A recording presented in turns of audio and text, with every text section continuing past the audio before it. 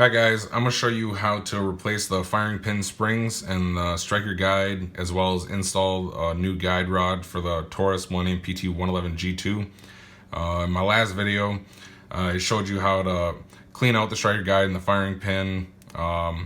This job's a little bit more difficult, but it's not something too difficult that a beginner still can't do. Even like this is my first handgun. I'm not a professional, not a gunsmith, anything like that. But this is something simple and easy that I've once again felt comfortable doing myself, and I'm sure that you'll be able to do yourself as well. I'm just going to get rid of this lower because it's not really a main part of this, and I'll tell you why that those pens are there in a minute.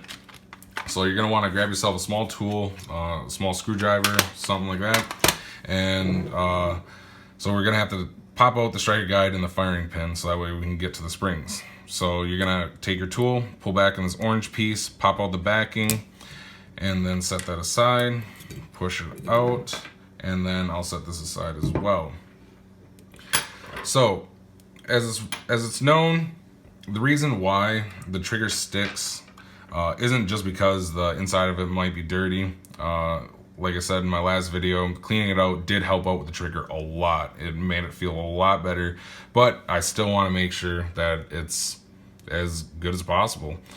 So in the striker guide that comes with the gun, you'll see this hole here.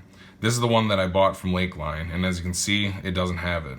Well, what that hole is there for is so that way you can use Taurus's feature that allows you to lock the slide as well as lock the trigger from being pulled. It's basically just a safety feature. A lot of people really don't care for it too much. So if that is a feature you do like, you're not going to really want to do that unless you bring it into Gunsmith, where they'll be able to make it so it still has the hole in there and still has that feature. But I'm not worried about it. Doesn't bother me not having it because I never use it anyways. The reason why I have these pens here is because when I took this apart the first time, because I want to make sure that I knew what I was doing for the video, is when I pulled down on the spring, it would pull this striker guide or the firing pin down. Like you can see how it moves up and down, and that just made this job more difficult than it needed to be. So I was trying to think of something that I could stick inside here that would prevent the firing pin from moving up and down. So I thought that the button on pens would be perfect, but in this pen, as you'll see, you can't get that button out. It's just not possible with this style. But with this type of pen, where you can actually unscrew it, take out these pieces, set that aside. The one that we're going to want is this piece. It basically fits perfectly inside and allows me to work on or pull back on the spring without worrying about the firing pin moving up and down. Now you'll see that there's this black piece right here, and this is actually two pieces. So with an object or something that you're able to get inside there, just push down to the bottom and then pull on the spring, and then those pieces will come out. First time you do it, you might have to, mess with it a little bit, but they should pop out pretty easily. Now you can see right there, able to get the spring off, and then pull out the firing pin from the striker guide, and then get that return spring out as well. So I'm gonna set that aside, and then get the new springs that I ordered from Lakeline to replace, as well as get the new striker guide. I want to say that the springs and the striker guide, as well as the guide rod, all cost like $52, $53, somewhere around there, but not too expensive for making the trigger so much better, as well on top of just cleaning it yourself. So you're gonna just want to start reassembling it. Put the return spring on first, put it inside the striker guide, and then once again, having this pen button, whatever you want to call it, or other object that you're able to get, makes the reassembling of this a lot more easy. Taking it apart was a lot easier than trying to reassemble it with it. See, as you can see, I'm able to pull back on it and the firing pin just stays there. That allows me to get these two black pieces to hold the spring, and then just pop them back in there quite simply.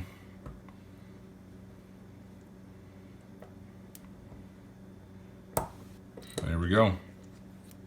So I'll just throw that aside, and then look at that. I already have the new springs and strike guide installed. As simple as that.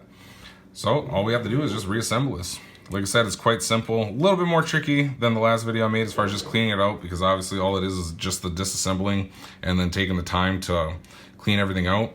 But like I said in my last video, what you'll want to do is push on this, put your tool inside of there, or push on the straight guide to allow you to get your tool inside of there. And like I said in my last video, it's just easiest to push it against your chest and then grab the backing and then insert that right back in there. So just like that, we have the new striker guide and the firing pin springs installed. So all we have to do is just reassemble everything, put in the barrel, and Lakeline, you used to have to assemble the guide rod. Not gonna lie, I was kind of hoping to be able to do that just because I like messing around with things like this, but I'm not gonna mess around with it because I don't have to deal with putting on that, what do you call it? The thread locker and stuff like that. I really don't have any here, so just leave it as be. I mean, it's assembled, so why mess with it? Putting in that new striker guide, or new guide rod, I'm sorry, and just putting together the gun. And once again, it does feel better. There's no doubt about that. When I cleaned the gun, or cleaned out the firing pin and the striker guide, it did improve the trigger a lot better, but this just prevents that problem from occurring as much. And well, I shouldn't even say that. With that hole not being there, it's just not something you really have to deal with. So the trigger feels great. It feels awesome. And when you pull back on the, oh, I forgot I had my snap caps in there. But when you pull back on that guide rod, it feels awesome. I love the feeling of that guide rod in there. I still haven't taken it to the range yet, but I'm definitely looking forward to it. Like I said, it's very simple. Do it yourself. Don't worry about it. You'll get it done. And you know, if you like this video, give it a thumbs up. Comment down below. I like hearing about how this stuff has helped out other Taurus PT111 owners. And yeah, let me know.